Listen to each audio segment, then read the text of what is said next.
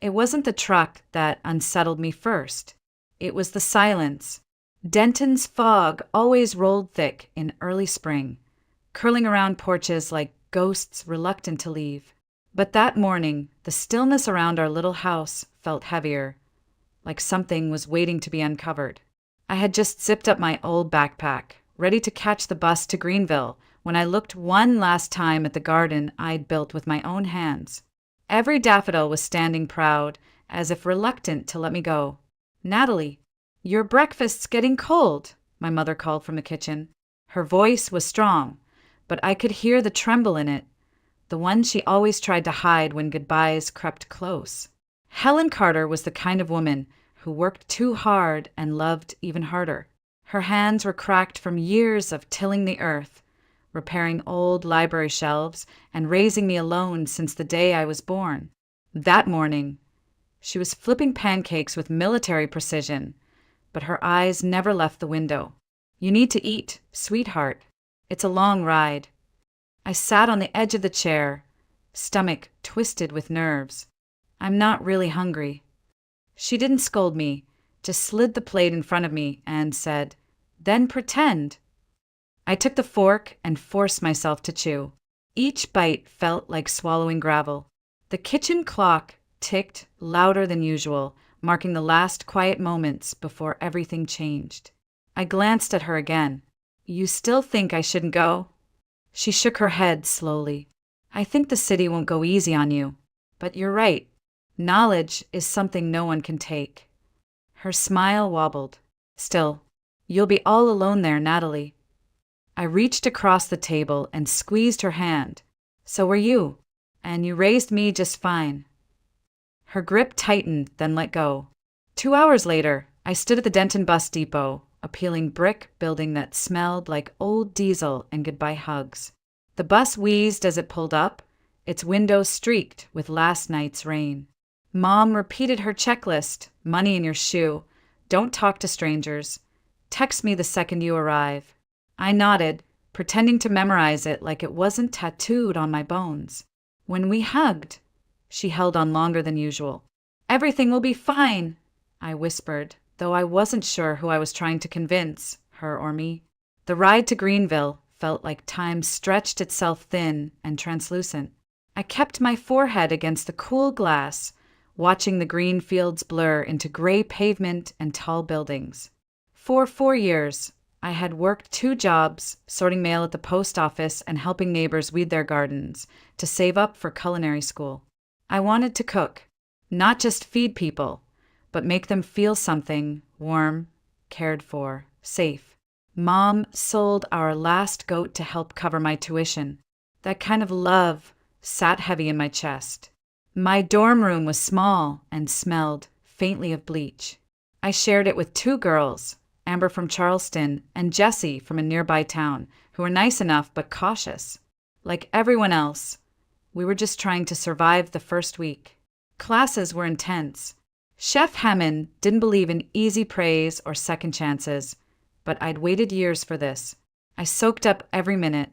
I emailed Mom every night, omitting the homesickness and emphasizing the fun. Her replies were always short, filled with weather updates and proud little affirmations that made me tear up in the dark. Then, one Friday, everything cracked. I came back to the room after class to find the bottom drawer of my bed open. My gut clenched. I dropped my bag, reached under the mattress where I'd taped a thick envelope, every dollar I had for the semester, and it was gone. The room spun. My ears buzzed.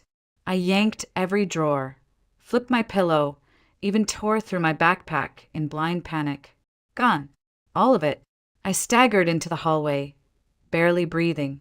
At the RA's desk, Mrs. Carlton, a sour woman with a clipboard permanently attached to her arm, just frowned and said she hadn't seen anything suspicious. On the way back, I bumped into a tall guy in a dark hoodie. I muttered, sorry, and tried to pass, but he stopped me. "Did someone steal your money?" I froze. "How do you know that?" He shrugged. "I saw one of your roommates digging through your bed when you were in class. The one with the pink hoodie." "Jessie." I backed away, heart thudding. "Why are you telling me this?" He looked at me evenly. Because it happened to me once. I know what it feels like. Let me help. You can cook dinner for me later as payment. I blinked. The guy was probably a year older, with rough hands and quiet confidence. Ryan Dalton, he added, from upstairs. I hesitated. I'd never trusted strangers easily, but I had no one else. Deal, I said quietly and shook his hand. It was warm, calloused, steady. And for the first time since I'd stepped off the bus, I didn't feel so alone. The plan worked. That same night, Ryan and I waited outside the dorm entrance until Jesse stumbled in from the club, mascara smudged, heels in hand. Ryan stepped forward. We know, he said simply. Jesse's face turned ghost white. No screaming. No theatrics. She just reached into her tote, pulled out the envelope, and handed it to me without a word. I didn't ask for an explanation. I didn't want one. The next morning, she moved out. True to my word, I cooked dinner for Ryan that Sunday. The communal kitchen wasn't much, 2 working burners and a sink that dripped nonstop. But I made rosemary chicken with mashed sweet potatoes and fresh herbs I'd smuggled in from home. Ryan peeled carrots beside me, pretending to know what he was doing. So, where are you from? He asked. Denton. Small town, lots of cows, 0 traffic lights. You? Greenville, kind of. Born just outside it. My mom teaches English at a public school. We talked for hours. About food, about broken families, about childhood Christmases that ended in power outages and laughter. There was an ease to him, like he didn't need to prove anything. When he walked me back to my room, I half hoped he'd reach for my hand. He didn't, but I caught myself wishing he had. Over the next few weeks, we fell into an easy rhythm. Study, cook, crash. He'd stop by after classes, bringing random ingredients like star anise or goat cheese, challenging me to make magic. And I did. Cooking with Ryan was different. He didn't just eat, he watched. Like food meant something deeper. He told me once that engineering was just problem solving, and that cooking, to him, looked like a kind of poetry. By the end of the semester, it felt natural to take the next step. We pooled our money and found a 1-bedroom apartment 15 minutes from campus. It was tiny. The bathroom barely fit 2 people. The oven was ancient, and the heater had a personality of its own. But we made it home. I painted the kitchen walls a buttery yellow. Ryan fixed the loose door handle with duct tape and swore it was temporary engineering. The first night in the apartment, we ordered cheap Chinese food and ate on the floor, our dishes resting on a cardboard box. He clinked his soda can against mine. To surviving Jesse and still trusting people. I laughed. To duct-taped doors and overcooked rice. Then he kissed me. Living together wasn't easy. We argued over dishes, over laundry, over me hogging the bathroom mirror every morning. But we also danced in the kitchen while soup simmered. We made late-night pancakes with too much cinnamon. We built a tiny greenhouse on the balcony, just basil, thyme, and 3 succulents I named after spices. Every morning, we had breakfast beside those plants, watching the sun cut through the green leaves. One chilly afternoon, I found Ryan thumbing through an old photo album. My mom sent it, he said. Said it was time I saw my roots. He flipped to a picture of a young woman in a stiff skirt and pearls. That's her, Sandra Dalton. She looks kind of scary here, but she's cool, strict, logical, very Caroline Ingalls energy. He turned the page. That's my dad. Well, the man I grew up thinking was my dad. Charles Dalton. He left when I was 5. I barely remember him. Just a uniform and long silences. He paused. Sandra never really talked about him much. I guess I just filled in the blanks myself. I froze. Wait, Charles. My breath caught in my throat. My mom said my dad's name was Charles too. Charles Carter. But I never met him. Ryan didn't react right away. He just looked at me. That's probably a coincidence. Charles is a pretty common name, that. I nodded slowly. Maybe it was. But something inside me tugged at the edges of that page, a whisper I didn't want to hear yet. We didn't talk about it again. Instead, we talked about the future. Ryan wanted to open his own contracting company one day. I dreamed of running a farm-to-table cafe with my mom's blackberry pie on the menu. He started calling me Chef Nat whenever I nailed a recipe. I started calling him Fix It Ryan after he unclogged our sink with a hanger and 3 curse words. Life wasn't perfect, but it felt real, honest, earned. And then one evening, as we sipped coffee by the window, Ryan reached for my hand. You know, I could see us living in a real house someday, with a porch swing, maybe even a garden. I smiled, squeezing his fingers. With cows. Only if they cook, he deadpanned. That night, I wrote to Mom and told her about Ryan. Really told her. I even attached a photo of us, sitting barefoot on the apartment floor, spaghetti sauce on my cheek and a grin on his face. I said I wanted her to meet him. Soon. I didn't know that when she saw that photo, something inside her would shift, something tied to a past she had buried so deep it still hurt to look at. It was supposed to be a weekend of introductions, of sunshine and pie and awkward jokes between future in-laws.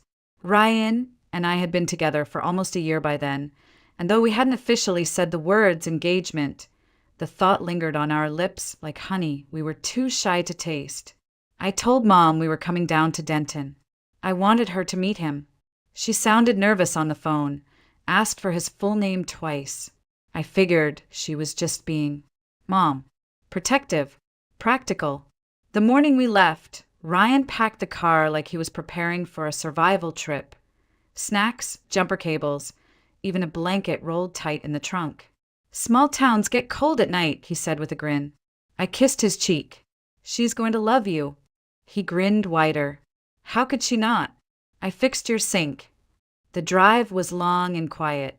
Snow clung to the edges of the fields, like lace on a hem. I pointed out landmarks from my childhood, the rusted silo where I scraped my knee chasing fireflies, the pond I once fell into after daring a boy to race across it. Ryan held my hand the whole way. You were a menace, he said. Still am, I whispered, and he laughed. But the moment we turned down our dirt road, something shifted. I sat up straighter, my stomach curling tight. That's weird, I said, pointing ahead. That truck looks just like yours. Parked in front of the gate was a dark blue Ford, identical to Ryan's. Same dent above the left taillight. Same faded bumper sticker that read, measure twice, cut once. That is my truck, Ryan said slowly. My heart thudded. Then whose is that? We pulled in behind it, and before Ryan could get out, the front door opened. A woman stepped onto the porch. Tall, blonde, clean-cut coat buttoned all the way up. Ryan's voice caught. Mom. I turned to him. What is your mom doing at my house? He didn't answer, just followed me up the porch steps. I was halfway through the door when I heard it, my mother's voice, broken and raw, saying something that made my entire body go still. They can't know, Sandra. Not like this. Please, we need to tell them together. My breath froze. I stepped inside. The kitchen smelled like cinnamon and anxiety. My mother stood at the stove, her eyes red and glassy. Sandra, Ryan's mother, was seated at the table, her hands wrapped around a cup of tea that she hadn't touched. Both women looked up at once. Neither smiled. Sit down, both of you, Mom said quietly. We need to talk. We sat side by side, hands still linked. Ryan's knee bounced beneath the table. I had never seen him nervous before. It scared me. I'm going to start, my mother said, her voice tight. Natalie, you've asked about your father for years. I always said he was a soldier, that he left before you were born. That was only part of the truth. I gripped Ryan's hand tighter. His name was Charles Dalton, she said. He served in the same unit stationed near Denton in the early 90s. We were involved. I didn't know he was married. Not at first. I looked at Sandra. Her lips were white, By the time I found out, Mom continued, I was already pregnant. I didn't tell him. I didn't want to wreck his family. I raised you on my own. I never asked him for anything. The room spun. Dalton, I whispered. He was your husband. I turned to Sandra. She nodded. Yes, he was my husband. Her voice cracked. And for years, I told Ryan he was his father. Even I believed it, until I saw you two together and panicked. I thought I had to stop something that wasn't meant to be. I yanked my hand back from Ryan like I'd been burned. No, that can't be.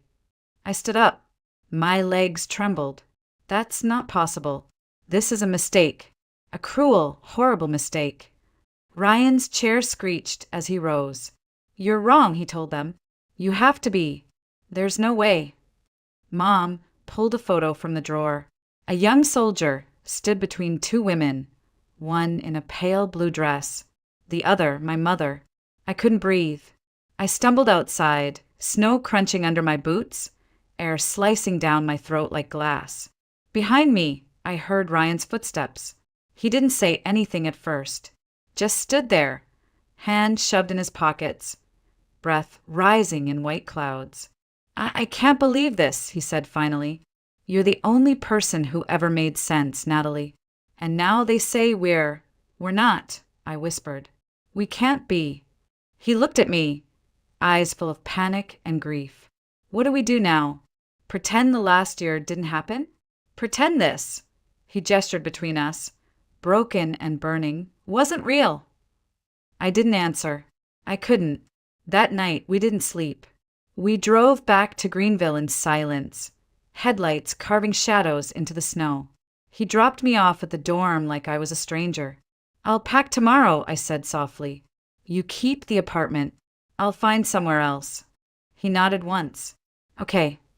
I watched his truck disappear down the street before I allowed myself to cry. Everything we had built, the laughter, the love, the shared dreams, it all felt poison now. Like a fire that had burned too hot, too bright, and now left nothing but ash. And yet, something inside me refused to let go completely. Not yet. I barely left my room for days. I skipped class, ignored messages, let cold sandwiches rot in the mini fridge. The world had turned to fog again, but not the soft kind from Denton. This was heavy, choking like betrayal in the air. Every time I closed my eyes, I saw Ryan's face, stunned, hollow, retreating. Every time I opened them, I wished I hadn't. Then came the knock. It was gentle, almost hesitant. When I opened the door, I didn't expect to see her. Sandra Dalton stood in the hallway of my dorm building, out of place in her tailored coat and polished shoes, holding a manila envelope like it was something sacred. Can we talk? She asked. I didn't answer, just stepped aside. She didn't sit, just stood by the window, eyes flicking between me and the gray sky. I owe you more than an apology, Natalie, she said quietly. I owe you the truth. I folded my arms, guarding what was left of my dignity. I think we already got that. Loud and clear. No, she whispered. You got a story, but not the whole one. Sandra took a deep breath and opened the envelope. Inside was a DNA test report. This came back yesterday. I wasn't sure if I'd bring it, but after seeing you and Ryan, after seeing what we did to you, I couldn't keep it to myself anymore. I scanned the document. Legal jargon, lab seals, percentages, and then the words that made the world tilt again. Probability of biological relationship, 0%. My knees buckled and I sat down slowly. He's not Charles's son, Sandra said. Ryan. He never was. I blinked. But you said, she nodded, ashamed. I lied, Natalie. Back then, I truly didn't know who Ryan's father was. I told Charles the first was pregnant, hoping it would fix our marriage. It didn't. He left anyway. But I raised Ryan believing it was true, because it was easier than telling him I wasn't sure. And when I saw you two together, I panicked. I thought I had to end it before it became something worse. I made a mistake, Natalie. A one-night mistake when my marriage was falling apart. I told Charles the First was pregnant with his child, hoping it would fix things. It didn't. He left anyway. She walked over, placed the test in my hands. I kept the lie going because it was easier than tearing my son's world apart. And when I saw you with him, so happy, I panicked. I thought I had to stop it before it became something worse. Worse. I snapped. You thought we were siblings. What could be worse? Sandra didn't flinch, tearing down 2 lives built on something that wasn't even real. But now it's out. And the truth is, you and Ryan are not related. Not by blood. Not by anything. I stared at the paper. I wanted to scream, laugh, collapse. Instead, I asked the only question I could. Does he know? She shook her head. He won't answer my calls. I tried. He shut me out. But maybe he'll listen to you. I took the test from her hands. My fingers trembled. Why now? Because I saw the way he looked at you, Natalie. Like you were the only solid thing in a world that constantly moved. And I realized I would rather risk him hating me than let him lose you forever. Sandra left quietly. I stayed by the window long after she'd gone. The envelope clutched against my chest like a lifeline. Then I moved. It was raining when I got to their apartment. Our apartment, the one I hadn't stepped into since that night. I knocked once, then twice. No answer. Ryan, I called softly. It's me. I need to talk to you. Silence. I tried again. Please, open the door. A beat. Then I heard footsteps. The click of a lock. The door opened just enough for me to see his face. Unshaven, pale, eyes red-rimmed. What are you doing here? He asked, voice hoarse. I held out the envelope. I came to give you the truth. He didn't move. Another one. This one's different. This one sets us free. He took it. Read it. And for a moment I thought he might laugh. Or break something. Instead, he sank onto the couch like the wind had left his body. I don't know what to believe anymore, he said. My whole life I thought I was Charles Dalton's son. I thought I had his eyes, his temper, his failures. I sat beside him. Not too close. Just enough. You believed in the only version of the story you were given. But that's not your fault. He looked at me then, really looked. And what about us? I don't know yet, I admitted. But I know we're not siblings. And I know I never stopped caring about you. He ran a hand through his hair. I want to believe it, Natalie. I want to believe this nightmare is over. But I'm scared. I reached for his hand. He let me take it. Me too. We sat in silence, the rain tapping the windows like old ghosts asking to be let in. Somewhere inside us, something fragile started to mend. It wasn't a dramatic reunion. No rushing into each other's arms. No music swelling behind us like in the movies. It was quieter than that. More fragile, like standing on the ice of a half-frozen lake, testing every step. That night, I didn't stay. I told Ryan I needed time to breathe, to think, to believe this new truth wasn't just another trick of the past. But as I left, he didn't let go of my hand until the very last second. That meant something. Over the next few days, we texted. Nothing poetic, just check-ins, small updates, photos of meals neither of us had the appetite to finish. On the 4th day, I sent him a picture of the first cupcake I'd made since everything fell apart. He replied, not bad. Still missing your frosting. It was the first time I smiled and meant it. A week later, I knocked on the door of the apartment that used to be ours. He opened it immediately. No questions, no hesitation. I made pasta, he said. It's probably terrible, but I figured maybe you'd want to come home. That word. Home. I walked in. The apartment hadn't changed much, but there were new plants on the windowsill. The same thrift store blanket on the couch. My old apron still hung behind the kitchen door. I sat at the counter while he fumbled with Parmesan and cracked jokes about forgetting how to boil water. We didn't talk about what had happened. Not yet. But as we sat across from each other, the distance that had felt miles wide began to shrink inch by inch. After dinner, I showed him the photo of my biological father. Dr. Adam Whitman, I said. He's a surgeon at Greenville Medical. He doesn't know I exist. Not really. Ryan's expression shifted, part sympathy, part curiosity. You want to meet him? I nodded. I think so, but I need to be ready. He leaned forward. Then I'll go with you. When you are. I hesitated. You don't have to. He held my gaze. I want to.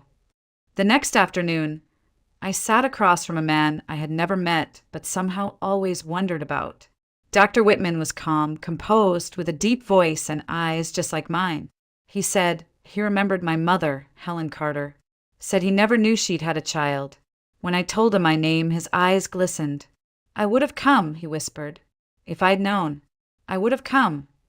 I believed him. He didn't ask for anything, just offered me time, space, a bridge, if I ever wanted to cross it. When I left his office, Ryan was waiting downstairs, leaning against the wall with his arms crossed and a coffee in each hand. You okay? He asked. I nodded, and he didn't press further. Later that week, Sandra reached out to Ryan too. They met at a diner on the edge of town. She told him everything about the affair, the confusion, the lie that grew too heavy to carry. Your real father, she said, is a man named Dr. Eric Langston. Lives in Denver. Never knew about you. Ryan didn't answer her for a long time, just stirred his coffee until the spoon clicked rhythmically against the cup. So I've lived 21 years being someone I'm not? He finally asked. Sandra's eyes welled up. You've always been you, Ryan. That part was never a lie. He told me about it that evening. We sat on the floor, backs against a couch like we used to when our mattress was still propped up on milk crates. I don't know if I want to meet him, he said. I mean, I have a hard enough time trusting my reflection these days. I placed my head on his shoulder. There's no rush. Maybe you never will. Maybe that's okay. I thought I knew who I was, he whispered. Now I'm not sure I even know how to be around you. You don't have to know, I said. You just have to stay, and we'll figure it out. His hand found mine. No shaking this time, just warmth. That weekend, we invited both mothers to dinner. It was tense. Helen wore her best church dress. Sandra brought wine she never touched. They sat stiffly at the table while Ryan and I tried to steer the conversation toward safe topics. Work, weather, a new bakery that opened nearby. But eventually the silence cracked. I don't expect forgiveness, Sandra said quietly, but I want to make space for peace. My mother nodded. We both made choices. Some good, some meant to protect our kids, but ended up hurting them more. She looked at me. I thought keeping the truth from you would shield you. Instead, it just left you unprepared for the truth when it found you anyway. I understand, I said.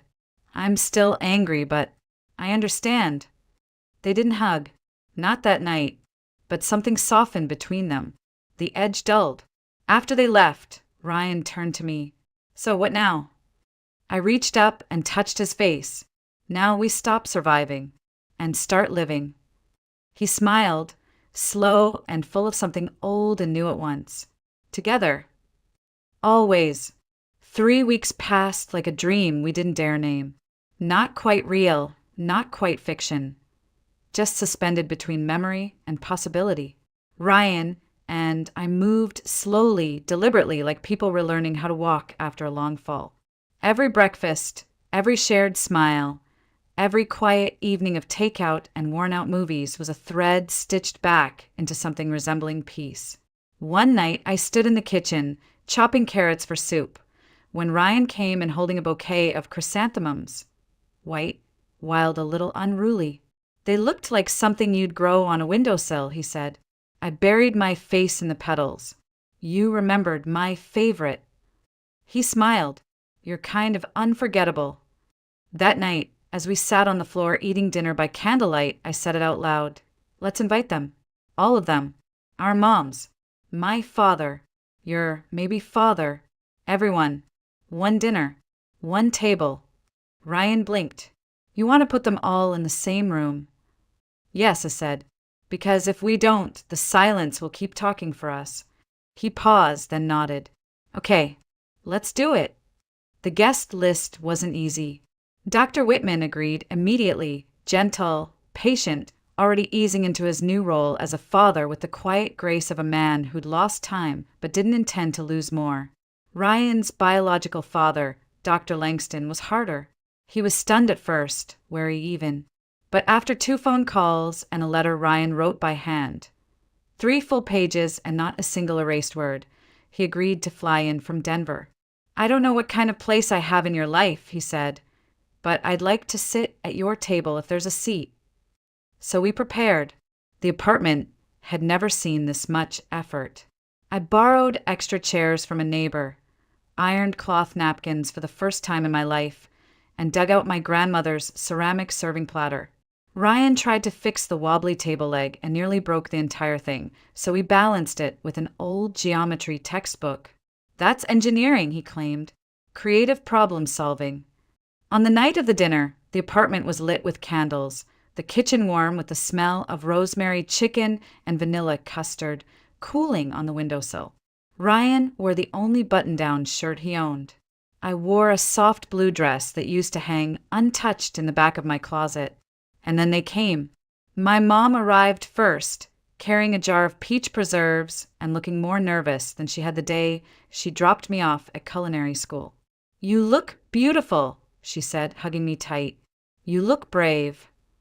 Dr. Whitman followed, tall, composed, hands shaking only a little as he handed me a bouquet of sunflowers. For my daughter, he said softly. Then came Sandra, awkward but determined, holding a plate of deviled eggs like it was a peace offering. She kissed Ryan's cheek and gave me a hug that surprised us both. Last came Dr. Langston, straight from the airport, a small box in hand. Inside was a compass. I kept this from med school, he said to Ryan. I figured maybe it's time to pass it on. We sat, all 7 of us, around one table, one meal. At first, the conversation was safe, small, polite. How's the weather in Denver? How's the new library position, Helen? But then Sandra looked across the table and said, I know I hurt every person in this room, but I'd like to spend the rest of my life trying to repair that. No one spoke right away. Then my mother nodded. I think we all did some breaking, and now we all have to build. Ryan reached under the table and took my hand. He cleared his throat. If it's okay, I'd like to say something. Everyone turned to him. He stood up, visibly nervous, but with the kind of steadiness I'd learned to recognize in him. Earned, not inherited. A year ago, he said, I met a girl in a hallway. She'd just been robbed. She looked like she'd been through hell, but still had the fire to make a home-cooked meal out of a half-stocked fridge. I thought I was helping her, but it turns out she helped me become someone I actually like. His voice trembled. I spent my whole life trying to live up to the image of a man I thought was my father. But now I know who we are isn't about blood. It's about what we choose to carry forward, the kind of people we choose to be, and the kind of love we choose to hold on to. He looked at me then, and I choose you. Tears slipped down my cheeks before I could stop them. I love you, he said, and I want to build a life with you. Messy, complicated, real. All of it. Silence filled the room like warmth. And then applause. Not loud, but genuine. We raised our glasses, lemonade for my mom, wine for the rest, and toasted not to the past, but to everything we had yet to become. 1 month later, I sat alone on a park bench, fingers twisting the strap of my purse, breath catching at every passerby. I was early, half an hour early actually, but it didn't matter. I needed the time. The air was cool, bright with the scent of early spring, and somewhere nearby, a carousel was playing faint music that made the moment feel both too small and too enormous. Today, I was meeting my father again. Not the man I'd imagined for years, a soldier in a photo, a ghost in my mother's stories, but the man who sat across from me 2 weeks ago in a hospital cafe and cried when I said his name, Adam Whitman. I'd said that day, I think I'm your daughter." He hadn't denied it. He hadn't looked away. He'd simply said, "I was wondering when you'd find me." Now he was walking toward me again, a coffee in one hand, a small paper bag in the other. "Croissant," he said, "for courage." I took it, smiling. "You remembered." We sat quietly for a while, watching ducks drift across the pond. "You have your mother's shoulders," he said, "but the rest? I think that's me. Do you regret it?" I asked before I could stop myself. "Not knowing me?" He didn't hesitate. "I regret everything I missed, but I don't regret knowing you now. It wasn't perfect. It didn't erase the years, but it mattered." Meanwhile, Ryan had started writing weekly letters to Dr. Langston. They weren't long. Sometimes just lists, books he was reading, meals he and I cooked, things he fixed around the apartment. But each letter ended with the same line: "I'm still learning who I am. But I'm grateful you're part of that journey now." One night, as we sat on the balcony surrounded by my little jungle of herbs and succulents, Ryan looked at me and said, "You know, it still scares me sometimes. That one wrong move, one buried truth, almost took you from me forever." I turned to him, but it didn't. He smiled, brushing a strand of hair behind my ear. "I'm glad we fought for it, even when we didn't know what we were fighting." The following week, we returned to the lake in Denton, the place where everything had changed. The same trees, the same quiet ripple of water, but it didn't feel haunted anymore. It felt reclaimed, renewed. That afternoon, we signed the lease for a new apartment, just a little bigger, with real floors and windows that didn't leak. My mom helped us move in. She brought old curtains and too many casserole dishes. Sandra sent a housewarming gift from across the state, a waffle iron and a handwritten recipe that said, "For Sunday mornings worth remembering." Dr. Whitman visited once a week.